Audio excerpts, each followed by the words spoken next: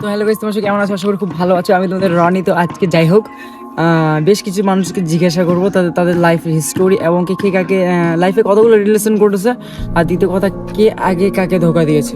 বেশিরভাগ ক্ষেত্রে অনেকেই মেয়ে বলে কিংবা অনেকেই ছেলে বলে যে না, যে দাদা ছেলেটা বেশি ধোকা দেয়, অনেকে বলে যে মেয়েটা বেশি ধোকা দেয়। তবে বাস্তব একটা কথা বলি, আজকে ট্রাই করে দেখবো, কিন্তু কোনো প্র্যাঙ্ক করছি না, বাট রয়্যালিটি করছি, একদম বাস্তব। তো ক্যামেরাম্যান আসেন। তো গাইস, আমাদের জাহিল এখন মোবাইল টিপতেছে। তো জাহিলকে জিজ্ঞাসা করবো, আপনাকে যা কিছু বলবো আপনাকে সত্যি সত্যি বলতে হবে, কোনো মিথ্যা কথা না। সিরিয়াসলি বলবেন তো? আচ্ছা, আপনি লাইফে কতগুলো রিলেশন করেছেন? একটা। কতদিন আগে? 2-2.5 বছর আগে। 2-2.5 বছর আগে। 5 বছর প্রেম ছিল। আচ্ছা ঠিক আছে, 5 বছর। কে কাকে আগে প্রপোজ করেছিল? মেয়ে করেছিল নাকি আপনি করেছিলেন আগে? আমি করেছিলাম আগে ওকে। আচ্ছা যাই হোক, ভালো কথা। তো রিলেশনটা কতদিন ছিল? 5 বছর ছিল।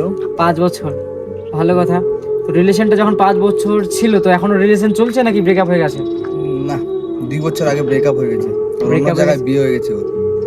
তো যাই হোক, যে যখন রিলেশনটা শুরু হয়, মেয়েটা কি বলেছিল আপনাকে কখনো যে চলো আমরা পালিয়ে বিয়ে করি, কি আমার পরিবার মানছে না? তো মানে ও আপনাকে ধোকা দিয়েছে নাকি আপনি ওকে ধোকা দিয়েছেন? ও আমাকে ধোকা দিয়েছে। ও একটা ছেলের সাথে ভেগে গেছিল।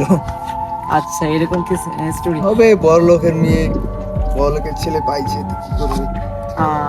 তো যাই হোক, মানে বিয়ে হওয়ার পর কি এখনো সে যোগাযোগ রাখে? না, রাখে নাই।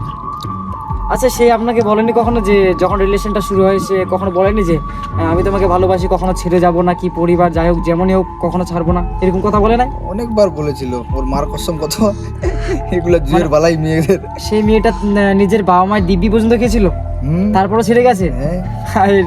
তো গাইস দেখতেছেন, এরকম শুধু মানে ইনার না, মানে আমার ক্ষেত্রে এরকম হয়েছে। যখন আমি রিলেশন করি তখন আমার ক্ষেত্রে, আমার রিলেশনশিপের গল্প বলতেছি, আমার সেম কেস হয়েছিল। সে তার বাবা মায়ের দিব্যি, এবং কি এমন কোন মানুষ বাকি নাই যে তাদের দিব্যি খায় না, তারপরও কিন্তু সে ছেড়ে গেছে। কারণ কি জানেন? আমরা মধ্যবিত্ত। এখানে মেন সমস্যা যে আমরা মধ্যবিত্ত, এখানে আমরা আটকে যাই। তাছাড়া আমাদেরকে কখনো কোনো জায়গায় হারাতে পারে নাই। মধ্যবিত্তর কারণে আমরা নিজেদের ভালোবাসার মানুষগুলোকে অন্যের কারোর কাছে বিক্রি হয়ে যেতে দেখি, কিংবা হারিয়ে যেতে দেখি। মানে অথচ যে অনেক গার্লফ্রেন্ড আছে যে বদলে যায়, এরকম হয়ে থাকে। তো বাস দেখলেন গাইস, লাইফে এরকমই আছে, ছেলেদের সাথে বাস এরকমই আছে, যদি টাকা থাকে না।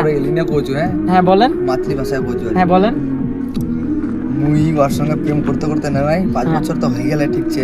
হ্যাঁ, বাইরে আসেনি আর কি। হ্যাঁ, গল্প করি, রানিং গল্প করি। হ্যাঁ, গল্প করতে করতে হ্যাঁ, একদিন হঠাৎ শুনু দেবে বলে ভাগে গেলে বলি 12টার সময় গল্প বল, দিন 12টার সময় বলে বাইরে খালি শুনু দেবে বলে রায়গঞ্জে বেতে বলে গেল। তার কিছুক্ষণ বাদে শুনু দেবে বলে ভাগে।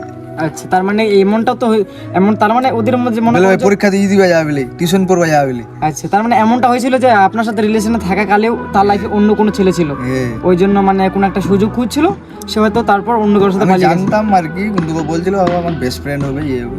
আচ্ছা, কপালে নাই। তো এই হচ্ছে গাইস এখনকার জেনারেশনের অবস্থা। গরিব বলে এখন বুঝলেন যে এখনকার জেনারেশনে স্বার্থপর কারা হয়, ছেলেরা নাকি মেয়েরা? আপনারা এই কমেন্ট বক্সে বলে যাবেন।